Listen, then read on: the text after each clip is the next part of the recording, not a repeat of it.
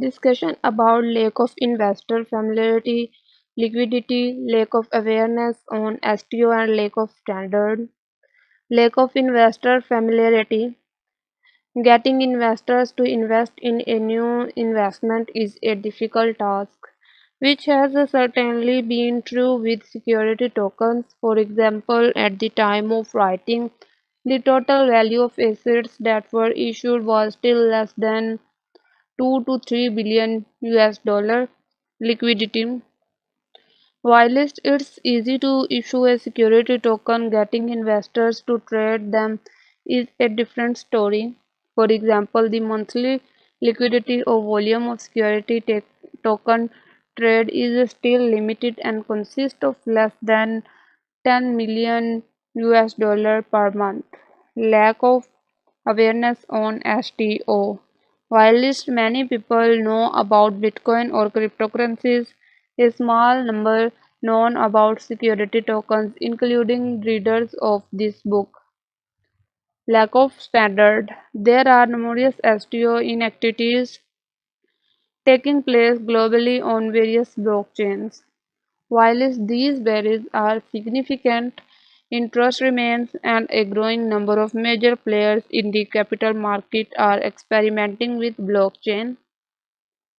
Nasdaq's head of blockchain product management said that they are all in on using blockchain to enable their transactions and to support external marketplaces that are moving into the blockchain-based solution. Next, we have non-fungible token, non-fungible tradable tokens. Non-fungible tradable crypto assets are tokens that are unique using the properties of blockchain technology to facilitate more transparent and enforceable scarcity of a digital assets by allowing that security to be easily verified and its ownership transferable. For example, a Bitcoin is equivalent to any other Bitcoin, or in non-digital world, a $5 bill is equivalent to any other $5 bill. However, a non-fungible tradable token is unique and can be mathematically proven. So by using blockchain technology, a good example is BUS from 2017 by a system of non-fungible tradable token called CryptoKitties built on the Ethereum blockchain that allows users to buy and breed virtual cats with unique set of properties. When launched that they become so popular they represented 25% of traffic on the Ethereum network and resulted in network slowdowns. In the non-digital world, we have a vast array of goods that are non-fungible.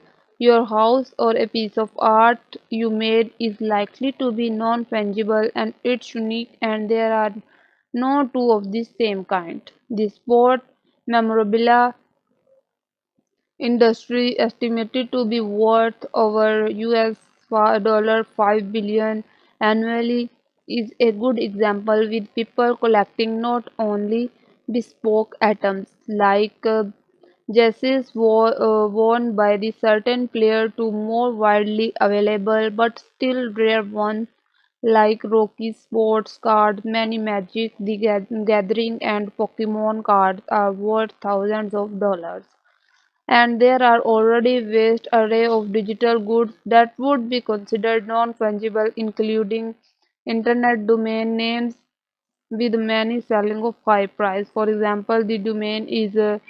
carinsurance.com sold for. Thank you.